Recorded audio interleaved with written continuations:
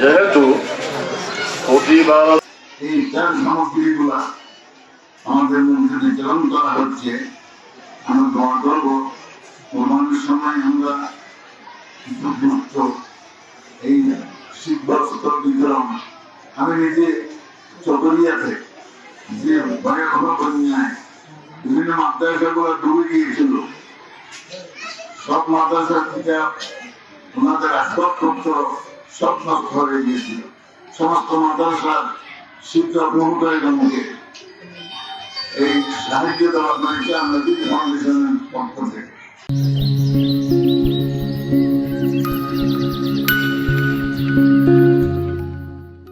আমার বড় ভাই আজিজুল হক মক্কি সাহেব আমাদেরকে বলেছেন যে আসলে উদ্দেশ্য রোজা রাখার মধ্যে যেন আপনাদের কিছু সহযোগিতা হয়। আমরা যদি পারতাম সারা মাসে কিভাবে আপনারা অন্যদিকে মুখামুখি না হয় কিভাবে রোজা রাখতে পারেন বা সেহরি করতে পারেন সেই ব্যবস্থা করতে পারলে আরো বেশি ভালো লাগতো। যাই হোক, আমাদের লোক সংখ্যা অনেক বেশি, আর আমরা যা পাচ্ছি কোন রকম কিছু একটা যেন আপনাদেরকে দিতে পারি সেই উদ্দেশ্যে আজকে আপনাদেরকে ডাকা, অন্য কোনো উদ্দেশ্য নয়। তো এই জন্য আসলে আপনাদের রোজার প্রতিদান যে মেহনত ইবাদত করবেন এটা আল্লাহ তাআলা দান করবেন কিয়ামতের দিন, এবং সেদিন দেখবেন যে রোজা রাখার সিয়াম সাধনার কি উপকার কি ফায়দা।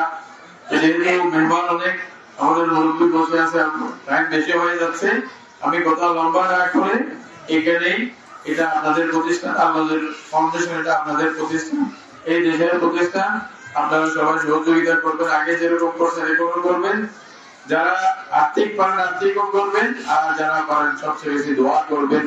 আমার ছোট ভাই যেরকম বলছে, বিশেষ করে আপনাদের কাছে দোয়া চাই, দোয়া বেশি করেন, আপনাদের দোয়ার বদৌলতে আল্লাহ আমাদের মাধ্যমে আপনাদের কাছে পৌঁছাই দেবে ইনশাআল্লাহ, এটা আমি আশা করি।